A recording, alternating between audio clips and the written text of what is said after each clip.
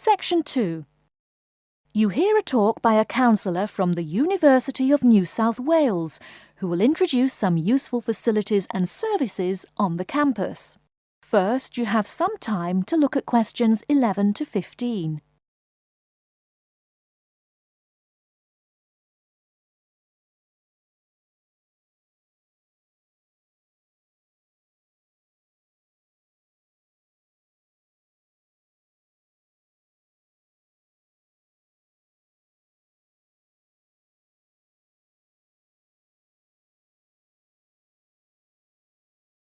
Now, listen carefully and answer questions 11 to 15.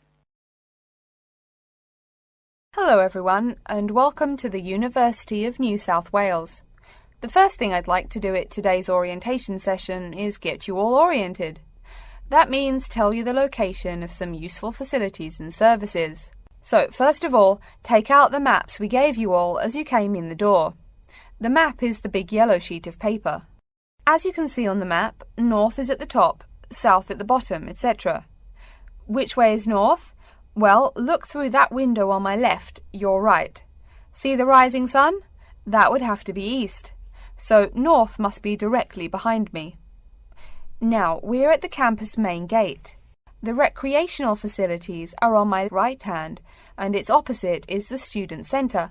No questions? Good. Pretty easy, right? Okay, did everyone eat breakfast at the student food service this morning? Was the food good? Yes, I am joking. I've eaten there too. So, after a meal like that, you must be eager to go to a doctor, right? Well, I have good news for you. The Student Health Centre is located about half a kilometre straight north of here.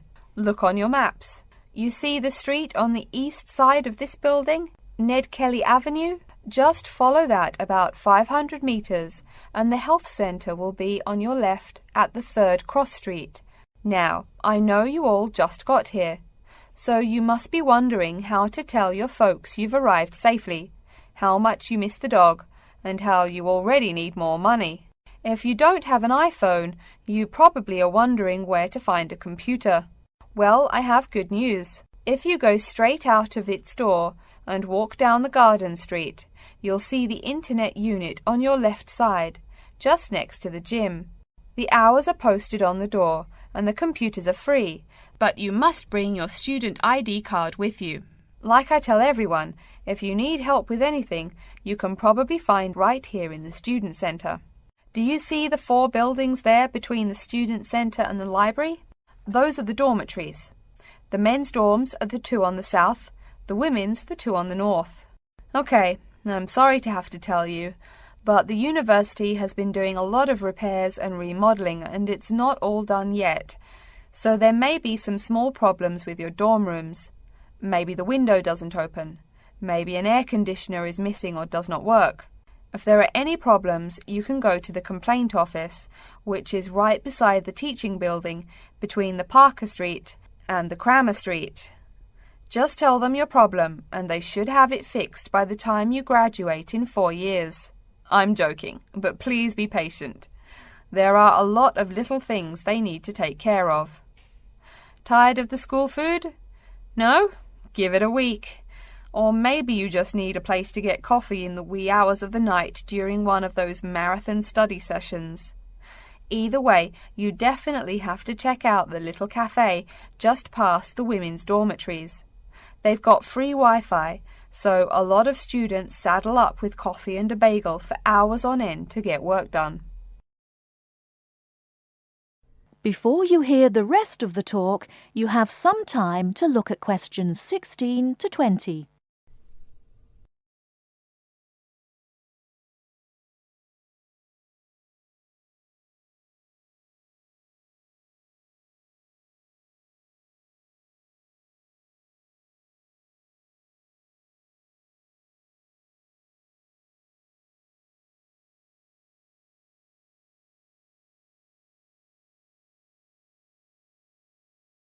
Now listen and answer questions 16 to 20.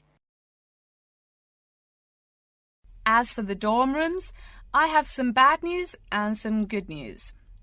The bad news is the rooms are small and you'll probably be sharing space with at least 3 other students. The good news is that each room has its own bathroom. What's good about sharing a bathroom with 3 strangers? Good question. Okay, call it bad news and worse news. Hey, maybe try this for good news. Each dorm has a kitchen. If you want to make snacks or meals, you can do it there.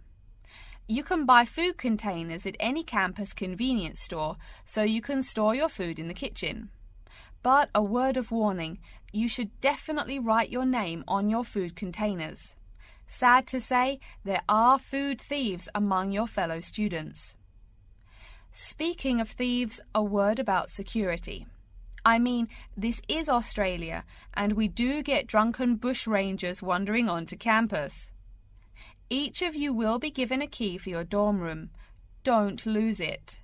You have to pay for any replacement and fill out a bunch of papers too. Red tape, huh? Your key does not work for the front door of your dorm, however. To the right of each door, there's a keypad with numbers. When you move in, they will tell you the code you use to enter the door. Please do not tell the code to people who do not live in the dorm.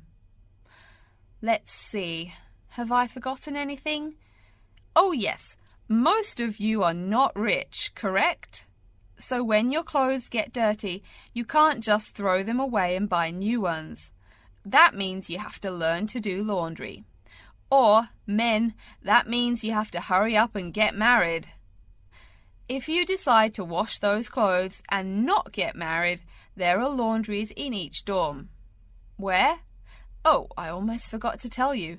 The laundry for each dorm is in the basement.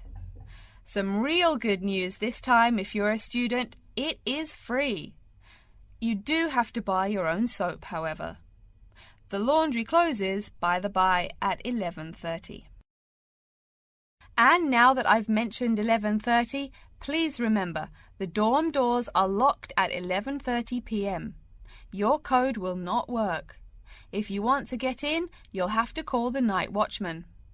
Don't worry, you can get that number at the dorm office. Yes, the dorm office and the complaint office are the same office. All right then, before we continue, are there any questions? That is the end of section 2.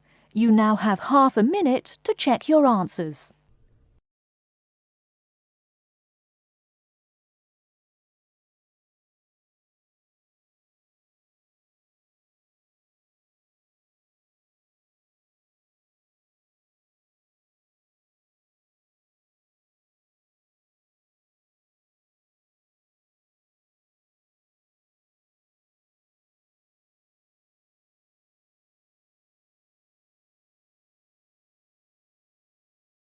Now turn to section 3.